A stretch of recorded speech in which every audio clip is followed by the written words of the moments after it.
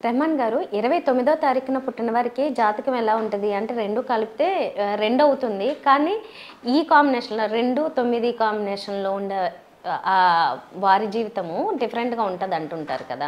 మరి వీళ్ళకెలా ఉంటదంటారు? చాలా మంచి ప్రశ్న అమ్మ. 29 2 అంటే చంద్రుడు, 9 అంటే కుజుడు. హ్మ్. ఈ 2, 9 కాంబినేషన్ అంత గొప్ప కాంబినేషన్ కాదు. ఓకే.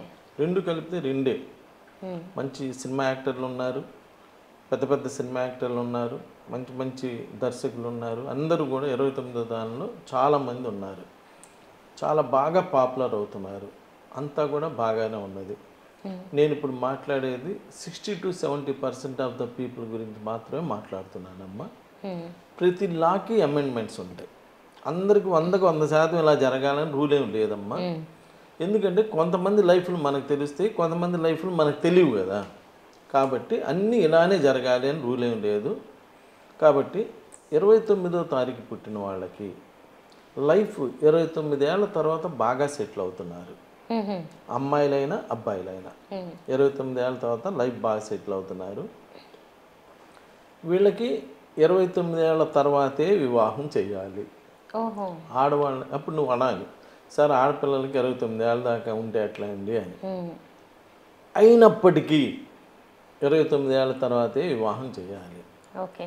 ఎందుకు? లేకపోతే 60-70% ఆఫ్ ద పీపుల్కి నేను ఇక్కడ ఇంకా మింగుతున్నాను అనమాట.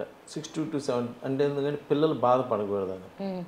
60-70% ఆఫ్ ద పీపుల్కి 29 ఏళ్ల లోపు వివాహం చేస్తే ఆడవాళ్ళకైనా మగవాళ్ళకైనా, చూసారా పర్టికులర్గా పాయింట్అవుట్ చేశా, ఆడవాళ్ళకైనా మగవాళ్ళకి 29 ఏళ్ళ లోపు పెళ్లి చేస్తే 29 ఏళ్ళ తర్వాత మరలా పెళ్ళి అవుతుంది. ఓహో! ఓకే. నన్ను నమ్మకూడదు. మీ ఫోన్లో టైప్ చేయటం కుదరకపోతే నాగార్జున గారి డేట్ ఆఫ్ బర్త్ అని అడగాలి. 29 వస్తుంది. మంచి సినిమా యాక్టర్, మంచి స్థాయి, హైయెస్ట్ పీక్లో ఉన్నారు. ఎన్ని పెళ్ళిళ్ళు అయిందో మీకు తెలుసు. ఓకే. ఇలా పవన్ కళ్యాణ్ గారి డెస్టినీ 29 అంటే డేటు మంత్ ఇయర్ కలిపితే, అంటే ఇక్కడ వాళ్ళ తప్పేం లేదు అంటున్నాను నేను. ఎక్కడ ఎవరు తప్పు ఉన్నది జాతక ప్రకారం రాత ప్రకారం జరిగింది. మీ ఫోన్లో నరేష్ గారి పేరు పడితే 29వ నెంబర్ వస్తుంది. అంటే ఇక్కడ నేను అనేది సరే పాపులర్ వాళ్ళు అంటే తెలిసారు, మామూలు ఆర్డినరీ పీపుల్ మనకు తెలియదు కదా. తెలియకుండా కూడా వివాహాలు అవుతా ఉన్నాయి, ఆయనకి 2 పెళ్ళిళ్ళైనాయి 3 పెళ్ళిళ్ళైనాయి అని మనకు తెలియదు కదా. అంటే ఇక్కడ ఎవరు తప్పు కాదు, ఆ నంబర్ తప్పు, నంబర్ ప్రకారం జరిగిపోతుంది. ఓకే. అదే 29 ఏళ్ళ తర్వాత వివాహం చేసుకున్న వాళ్ళు సక్సెస్ఫుల్గానే ఉన్నారు. ఇలా మ్యారేజ్ డిస్టర్బెన్సెస్ అంటే ఎక్కడో ఒకటి ఉంటుంది, నేను కాదన్న, కానీ ఎక్కువగా డిస్టర్బెన్సెస్ లేవు ఓకే. 29 వాళ్ళకి. హ్మ్. ఒక భార్యాభర్త, ఒక మంచి భార్యాభర్త రోజు టీవీ చూస్తా, నా ప్రోగ్రాం రాగానే ఏమే రా రా రా తర్వాత వండుకుందాం అన్నం, ఇగో రెహమాన్ గారు వచ్చారు ఇప్పుడు మన గురించి చెబుతారు రా రా రా అనగానే 29వ తారీఖు పుట్టిన వాళ్ళకి 2 పెళ్ళిళ్ళు అవుతాయి అని చెప్పగానే, చూసావా నేను 29 పుట్టా, అలా ఆవిడతో నేను చూసావా ఎంత పుట్టాను 29, నువ్వంటే నాకెంత అభిమానం, నేనంటే నీకు అంత అభిమానం, నేనంట మళ్ళీ 2వ పెళ్లి చేసుకుంటానంట, ఈ చూడు టీవీలో ఎట్ట అబద్ధాలు చెబుతున్నాడు, నాకు దొరకాలి నా సామిరంగా ఎరగదిద్దాం అనిపిస్తుంది అని 4 ఏళ్ల నుంచి నవ్వుకుంటున్నారంట. ఎన్నేళ్ళమ్మా?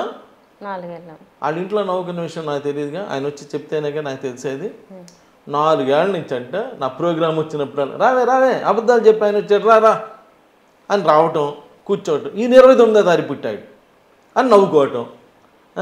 ఆహా నాకు 2వ పెళ్ళి వస్తే నీకు సవితి కూడా వచ్చింది అని ఏదో జోకులు వేసుకోవటం, భార్యాభర్తలు కదా జోకులు వేసుకోవాలి కాదంటలేదు అలా అనుకోవటం అయిపోయింది. 4 years తర్వాత నా దగ్గరికి వచ్చాడు.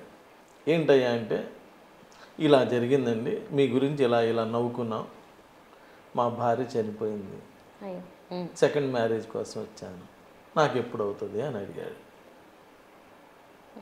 అంటే నేను అనేది ఇవాళ బాగుంది కదా అని అడ్జస్ట్ అవ్వద్దు. నెగిటివ్ నంబర్ ఎప్పుడైనా నెగిటివ్ చేసిద్ది. నేను ఆ రోజు టీవీలో కూడా ఏం చెప్పాను, నన్ను నమ్మమాకండి, 29వ తారీఖు పుట్టిన సెలబ్రిటీస్ అని మీ ఫోన్లో కొట్టండి, వాళ్ళకి ఎలా జరిగిందో చూడండి, అది మీ జీవితంలో జరగకుండా చూసుకోండి అని చెప్తున్నా. నేను చెప్తున్నాను, నేను చెప్పిందే కరెక్ట్ అని నేను అంటలా. వేరే వాళ్ళకి ఇలా జరిగింది కాబట్టి మీకు కూడా జరిగే అవకాశాలు ఉన్నాయి, కొంచెం జాగ్రత్త పడండి అని చెబుతున్నాను. అదే ఆ అబ్బాయి అప్పుడే కానీ జాగ్రత్త పడినట్టయితే ఈ మళ్ళీ రెండో మ్యారేజ్ కోసం మళ్ళీ ఇలాంటి ఇబ్బందులు, మళ్ళీ ఎవలాంటి వాళ్ళు దొరుకుతారో ఏంటో అని ఇలాంటి ఇబ్బందులు పడకుండా ఉండేది. ఇలా జరిగి వచ్చి నాకు చెప్పాడు ఇలా రెండో మ్యారేజ్ అని. మొన్న మా అన్నయ్య గారు 29వ తారీఖు పుట్టారు. మా అన్నయ్య గారికి హార్ట్ ప్రాబ్లం వచ్చింది. అంటే బాగా సివియర్గా తీసుకొచ్చి హాస్పిటల్లో జాయిన్ చేశారు. అందరూ బాధపడుతుంటారుగా, నేను నవ్వుతూ చెప్పాను, మా వదిన ఉన్నంత కాలం ఈయనకేం కాదని చెప్పాను. ఓకే. అంటే ఏంటి, ఈయన 29వ తారీఖు పుట్టాడు, ఆ ముందు వెళ్ళాలి, ఆ వెళ్ళకండి ఈయన వెళ్ళాడు. ఎందుకు, ఈయనకి భార్య వియోగం అంటే 29వ తారీఖు పుట్టాడు కాబట్టి సరే ఏజ్ అయిపోయిందంటే సరే భార్య ముందు వెళ్ళిపోయి ఈయన మళ్ళీ సెకండ్ మ్యారేజ్ చేసుకోకపోయినా ఇప్పుడు నీవు ఒక పని చేయొచ్చమ్మా, ఒక కెమెరా తీసుకొని మా బజార్కి వస్తే అక్కడ ఒక 75 ఏళ్ళ ఒక పంతులు గారు ఉంటారు, మాస్ గారు, 75 నుంచి 80 ఏళ్ళు చూడంగానే తెలిసిపోయిందిగా ఈయనకి 75 ఏళ్ళ 80 ఏళ్ళ అని. ఆ బజార్లో ఆయన కూర్చొని ఉంటే చెప్పానంట. అప్పటికి వాళ్ళ భార్య చనిపోయింది, 2 పెళ్ళిళ్ళు అయింది, రెండో భార్య కూడా చనిపోయి ఉన్నాడు. ఈయనకి ఒక ఆడతోడు వచ్చిద్ది అని చెప్పానంట. ఆయన మామూలు వ్యక్తి కాదమ్మా, బ్రాహ్మలు, హయ్యెస్ట్ నాలెడ్జ్. అంటే మనం సరిపోం, మంది అంతా మనం ఆర్డినరీ పీపుల్.